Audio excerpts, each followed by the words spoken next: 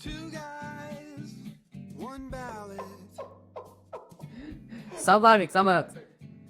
Sasha, give me your 2 cents. What do you think about wolves? I like wolves. They're pretty animals. I'm a dog lover, and these are ancestors of the same. Wolves are pretty cool. They're super cool. They're killer animals. Yeah. Welcome back to Two Guys, One Ballot, where two Colorado guys shine light on one Colorado political issue. Today's video is part of a special series called Ballot to the Future! In our Ballots of the Future series, we look at one issue that's going to appear on your ballot. Today's episode is about an initiative called the Colorado Gray Wolf Reintroduction Initiative. If you vote yes on this initiative, the Colorado Parks and Wildlife People.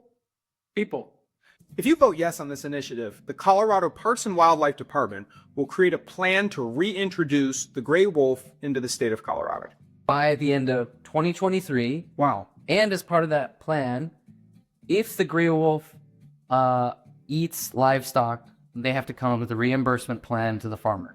I'll take the pro side today, all right? All right. So I'm going to argue for the reintroduction of the wolf. Russell, I thought we already have wolves. Well, actually, no, we don't. And in Colorado, the last known wolf to be killed was in the 1940s. In fact, starting around the 1900s, in the early 1900s, the state of Colorado intentionally killed all the wolves because they were eating livestock. So now people want to bring the wolf back. Yeah, there's a famous story about 3 little pigs, and that has led to the execution of the wolves. Make your houses out of brick. And then there's Little Red Riding Hood. Her grandma didn't like wolves. The wolves are an apex predator, meaning they kill the mightiest of animals in the animal kingdom. Do we have apex predators now? Yeah, we've got the mountain lion, but they kill slightly different things. The mountain lion is really going after deer and other things that look like deer. So let's call it like deer-like stuff. What is a deer like? What is deer like? You know, there's like fluffy-tailed deer, big-tailed deer. I think it's just deer. Deer. They eat deer and smaller animals, right? Yeah, and rabbits and things like that. But the elk, untouchable, and except by humans or the infamous gray wolf. You make that elk sound like gangsters. One of the main reasons that people want to introduce the wolf to Colorado is because there's a chain of wolf populations that go through the Rocky Mountain. Wolf chain! All the way from Canada down to Mexico. And Colorado forms an important gap in that chain right now. So if you want to connect the wolf populations, you will need to have wolves in Colorado to connect them across the mountains. The chain gap. The chain gap. Why does the chain gap matter? Well, wolves used to be on the endangered species list, and people want to protect wolf populations by making sure that they have access to each other and that they can mate. When did they get taken off the endangered species list? Pretty recent. I don't know the answer to that, so we're going to edit this out. All right, Russell, has this happened in other states? Have wolves been reintroduced? Yeah, there's been reintroduction programs, the most famous one being in Yellowstone. And advocates there say that a healthy wolf population is now thriving after being reintroduced. People also say that wolves have other environmental benefits. So increasing biodiversity is an important one.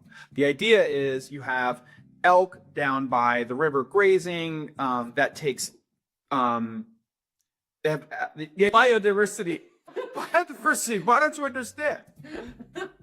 Elk, they graze down by the rivers, and that prevents the growth of river fauna. So if you have bulls to eat the elk, you'll increase the amount of willow and aspen trees, and through that you'll increase habitat for songbirds and beavers, and beavers will make dams that'll increase the amount of trout in the rivers. So introducing wolves means a healthier, more biodiverse Colorado. Oh, I see. It's those gangster elk that have gotten totally out of control. Is that it, Russell? How many elk did we kill last year? Like me and you? None. But the people that kill elk, how many did they kill? They killed like 40,000. These hunters are bringing $1 billion a year to the Colorado economy. So you can guess who is in the anti-camp. $1 billion with a B? Yes. Not to mention that they pay fees for the permits to hunt the elk, and then those go towards programs like this, basically. Well, so what's the benefit of not having wolves? I mean, why did we kill wolves in the first place? Yeah, they were killing all the livestock, right? This apex predator hunts cows and chickens and all these other things that people make a living on. Which is why farmers in Colorado or livestock, people who raise livestock in Colorado are really concerned about the reintroduction of the wolf. Yeah. We got the hunters that are saying, look, if you bring back wolves and they're eating all the elk, what are we supposed to be hunting? That's an issue. And local communities Yeah. that survive on hunting revenue. Russell, how did this thing claim to fame? Like, how did it get so much money and traction? How did we get here with the Wolf Reintroduction Act? Well, on the one side, which I would consider more legitimate, the Sierra Club and environmental organizations. But there's also celebrities that are touting this thing.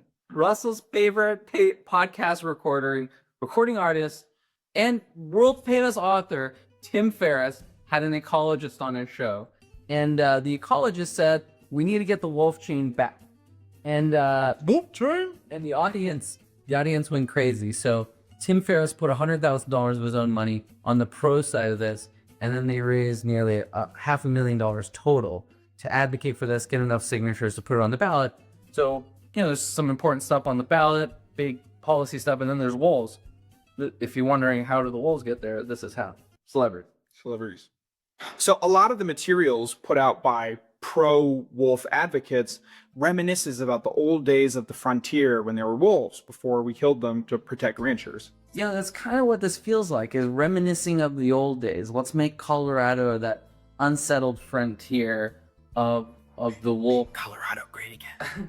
Of when we had wolves, we didn't really find strong scientific arguments or economic arguments, or call it like any kind of arguments that really stood out to us. Even the scientific arguments were countered by other scientists that said, if you just reintroduce things, it creates a shock to the ecosystem. If you don't do anything, the wolves will kind of like naturally migrate from Wyoming, from Montana, further south. We just didn't find a really strong, impactful argument that said, oh, this makes sense. This is why this is here, and people are passionate about it. It just felt like people like wolves. It's a cool animal. We want them back. All right, so we're a ways away from the election still in November. Sasha, right now, how do you think you're going to vote on this? I'm a no vote on this. I think this is going to be detrimental to the economy. It's a symbolic no vote in that this is really a workaround the government that we have in place. We have a Democratic, capital D, Democrat elected governor and administration that has a super pro-environment record right now. And they decided not to do this on their own, right? So they must have studied this, came to this conclusion on their own. And people said, well, we want it on the ballot. We got a celebrity endorsement. Here it is on the ballot. Yeah, I'm with you. I'm also a no vote. I find the environmental arguments more compelling than you, but I think the impact on Colorado communities that depend on hunting revenue is really important, and I think people are underestimating that. Because if you replace hunters with wolves, you're not replacing the revenue in those communities with anything. Mm-hmm. All right, to wrap up the video, Sasha's going to do his best wolf howl. Tell us in the comments what you think about that, and also what you think about reintroducing wolves in Colorado. Thanks, guys. When a wolf loses its tail, where does it shop? Walmart? The retail store? It's like a lizard. Hey, Russell, what do you call a wolf you can't find? A werewolf. Sasha, what's a wolf's favorite holiday? Halloween.